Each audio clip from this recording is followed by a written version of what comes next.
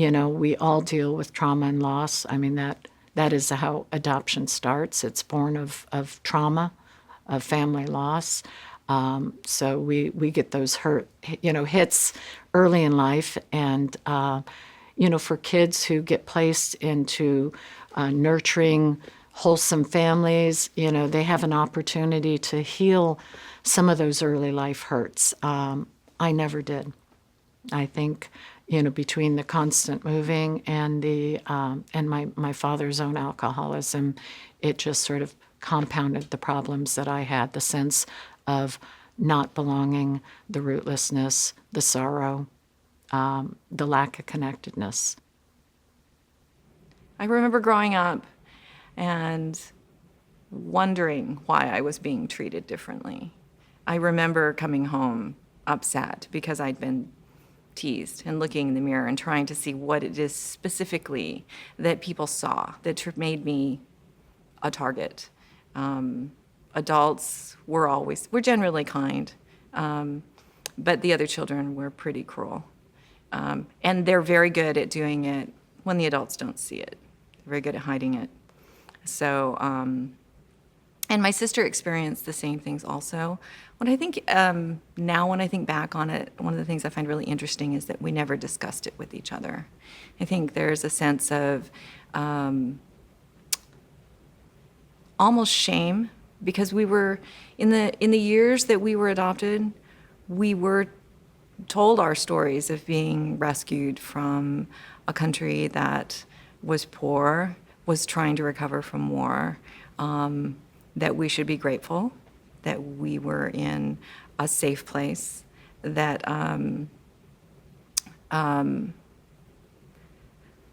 that people saw us as the same. We were told this all the time, even though the evidence was not there. I think as a child, you believe what your parents tell you. You very much want to believe that. And so to discuss those differences, the disconnect, isn't something you feel you have the right to do, I think. I really, I get the feeling that they wish that I was more grateful. And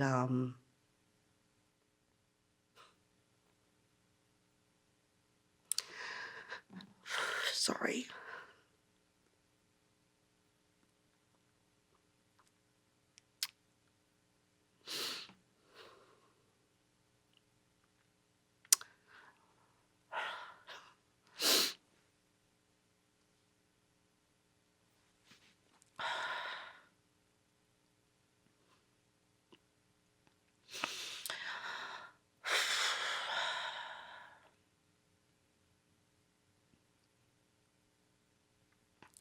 There's so much behind that word, grateful.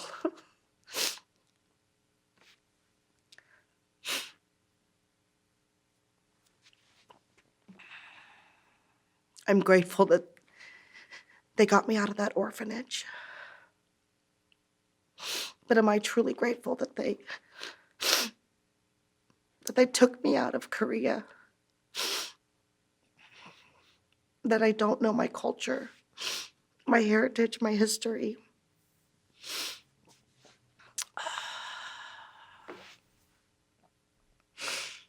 They always say that my dad and my mom used to always tell me, because I used to, when I was little, I used to always talk about my birth mother, as I say, my Oma.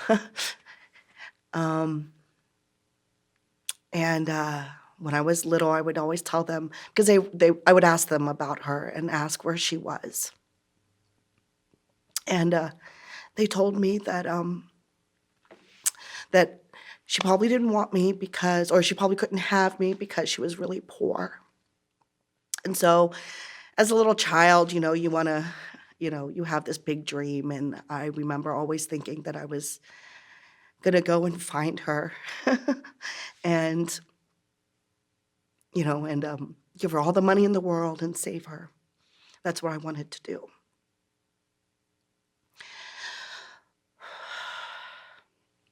At 5, because I was talking about her so much, they told me that she's probably dead.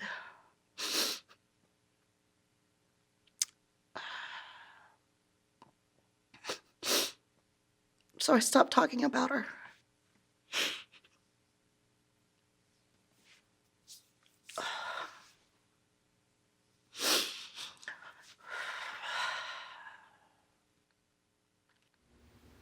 I think that maybe I didn't identify with my adopting mother because I was always wondering what my biological mother was like and what she looked like and how I was like her. So I think it really helped was my biological sister being there for me all the time. She was 2 years older, but I feel like she gave up a lot of her childhood to protect me. Because my mom said that when we came over, she would not let anybody touch me, and she tasted all the American food. And if she didn't like it, she would like take it off my plate. So she was very like overprotective and make sure that I was okay and happy. And so I feel like she gave up like a lot of her childhood to end up being like a mother figure to me. My mom was pretty good at keeping everything, keeping me level-headed. You know, she said she would tell me to you'll just fit in. You know, if people don't like you for who you are, then you know people won't like you. But there'll be plenty of other people that are going to, and I found that was a big help. I could just be myself in schools, and you know, I'd be one of maybe 2 or 3 kids in my school or in my class that were either Asian, Black, Hispanic. So it was really, I feel like my mom was a big help in that aspect of just being able to grow up a normal kid without having the burden, I guess you could say a burden, but of being a Korean adoptee. And you know, she had this comic up in the kitchen, and it has an adoptee and Caucasian mother, and the quote says, "Mom, why do the kids at school keep asking me how long I've been speaking English?" And you know, if anything happened at school, you know, the times that things would happen, I just go read that and just be like, it's gonna be okay. And you know, the people that aren't gonna be nice aren't worth being your friend. But I do remember there was one day when I was in the restroom, and I won't use names, this one kid comes in and he made an Asian joke about eyes. Don't remember exactly what it was, but it's something not favorable. And we ended up getting in a fist fight, an altercation. Teachers didn't get involved or anything, but to me I didn't feel I was wrong. I don't know, right or wrong. I felt good about what happened. And I remember going home that night and telling my parents about this whole debacle. And their immediate response was to, you know, reinforce the notion that fighting is wrong and that you could have solved this with words, or the right road is to walk away. And I remember distinctly feeling a disconnect from my parents for the first time, I think. That, to me, it wasn't about, you know, what was right or wrong, or the more mature thing to do. It was me defending my sense of identity and pride, and but they felt completely differently. And at that moment, I realized that they couldn't quite understand where I was coming from exactly. So that was the first time that I'd say that level of disconnect kind of presented itself. That not only am I like maybe alone up in Connecticut, but I might be alone in a more intimate setting as well, in my own community with my folks. For me, when I was growing up, there was no Camp Kimchi. There was no heritage camp where you went to go learn about your background. You were, in fact, adopted into an environment where the social worker said to the parents, treat your child like they are one of your biological children. In fact, ignore their Korean heritage and their background. They sent me to Korean day camp. But even trying to introduce those cultural elements,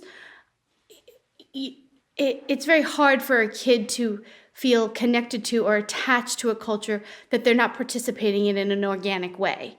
So they could have said, we're going to teach our daughter about Polish culture, and I would have gone, oh, that's interesting, okay, right? But I, as a child, didn't feel some deep emotional or satisfying connection to anything Korean. I knew that intellectually I was Korean, but it had no resonance for me. I really identified only as American. That's not to say my parents didn't try. They actually sent me to Korean language school for a year, and I went kicking and screaming. I didn't like it. I didn't want to go. It was on a Saturday.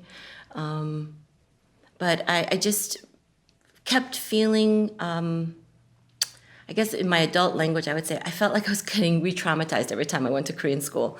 I would sit in Taekwondo class and all the kids would be yelling and screaming, and I'd be crying and fearful and want to run out of the room. And so after a year, my mom gave up.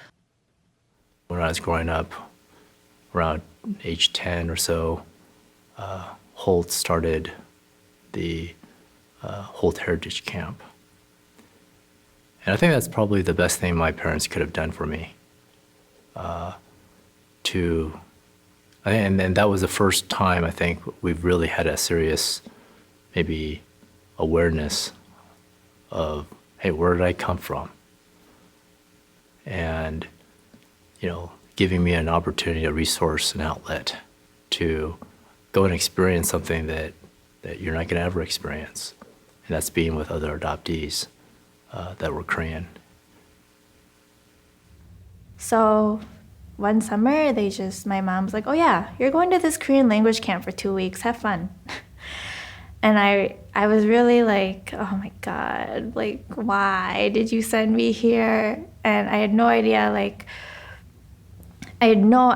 how impactful that would be to the rest of my life.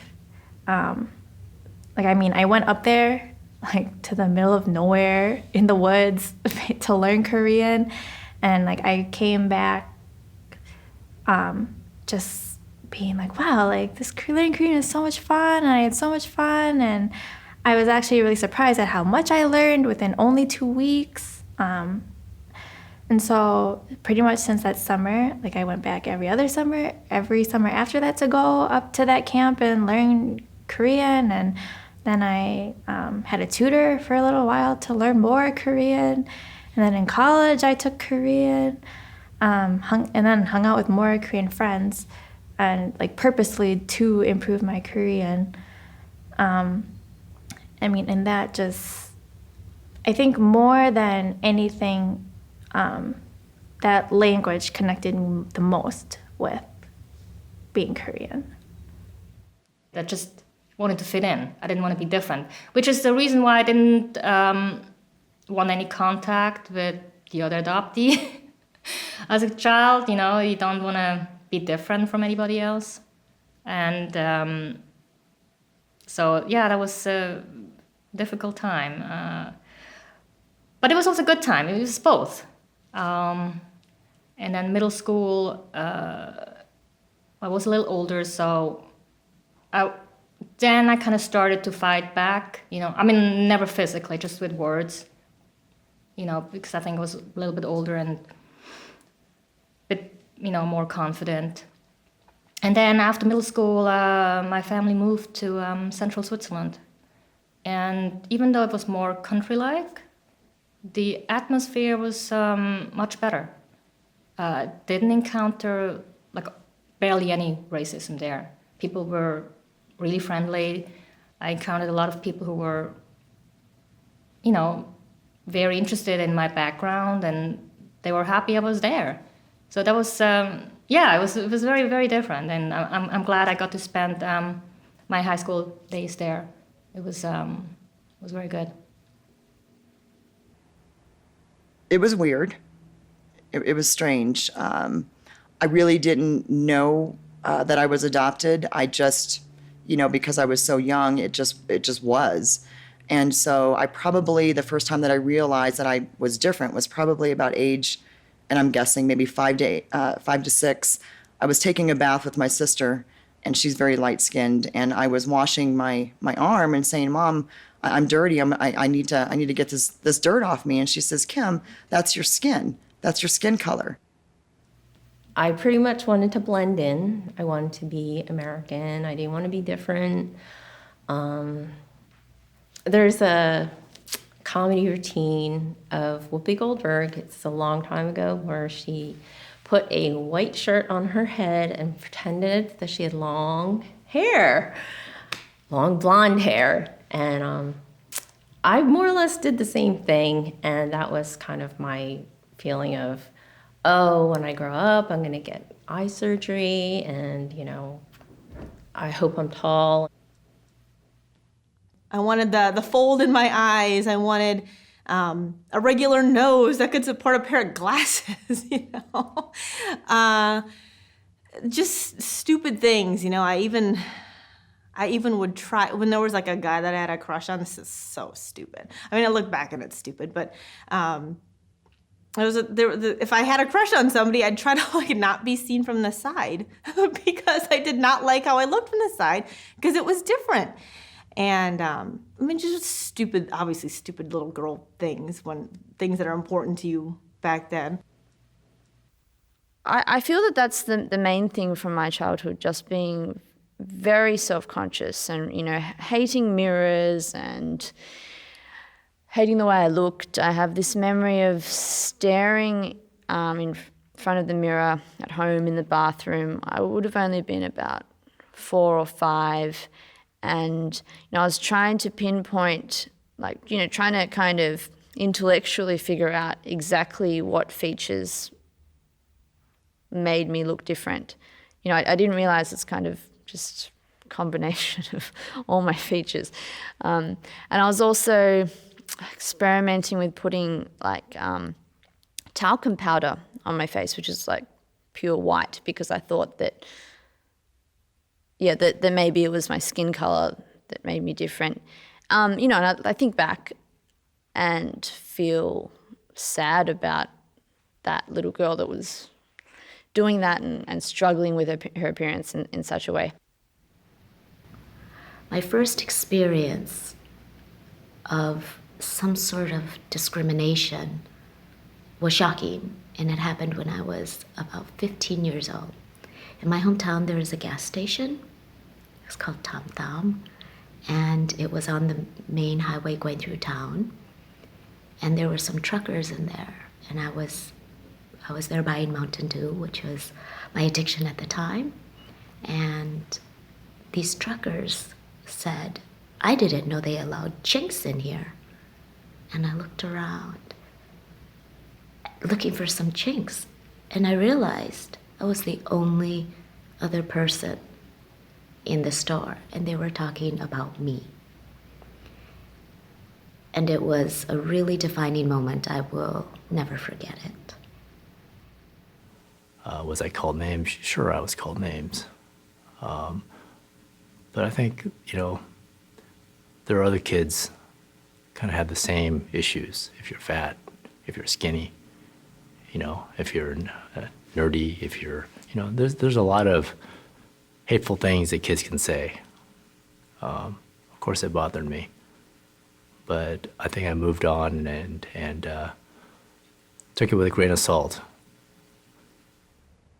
When I was a senior in high school, I remember the college or the high school counselor calling me into her office one day, and we were all applying for colleges, and she came in and she said, she asked me if I ever considered applying for minority scholarships. And I looked at her like, why? Why would I ever consider that? I mean, and she had known my older sister and my older brother and my family, and I'm looking at her like, really? I'm not a minority. Growing up, I went through phases where I hated being Korean or hated being Asian. You know, I would kind of disassociate myself with other Asians in school, and you know, because we, especially Asian men in the media, are portrayed, we're emasculated, and we're not desirable, and so, you know, and especially when none of your friends, or you don't have good role models who look like you, there's a lot of internalized loathing. Voilà, je vivais avec mon père, ma mère et ma sœur. Voilà, on était une famille. Sauf que en grandissant, pas les relations avec mes parents se sont distendues, mais du moins, on nous a fait comprendre dans notre famille, enfin dans notre famille proche, que ce mot restera toujours en moi. On était des pièces rapportées, ma sœur et moi.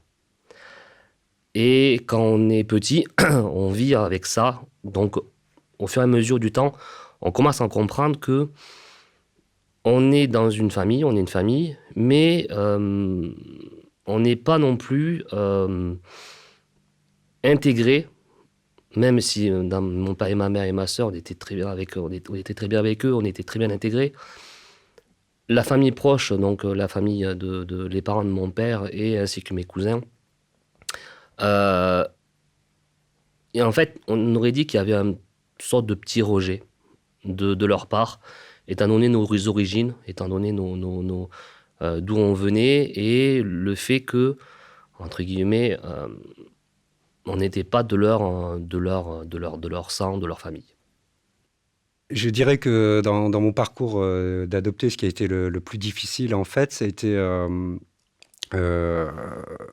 dans un premier temps, tout ce qui se rapproche à l'estime de soi, parce que, bon, évidemment, dans cette idée d'avoir été abandonné, ce qui peut être difficile, c'est de surmonter cette idée du pourquoi de l'abandon. Quand j'étais enfant, je faisais très souvent un rêve où je volais dans les airs, dans les rues, à travers les rues. Et j'ai fini par comprendre que ce rêve où je volais, en fait, c'est le souvenir de la nuit où j'ai été abandonné. Parce que, en fait, la vision que moi j'ai du vol, en fait, c'est quand on est porté en tant que bébé, quoi.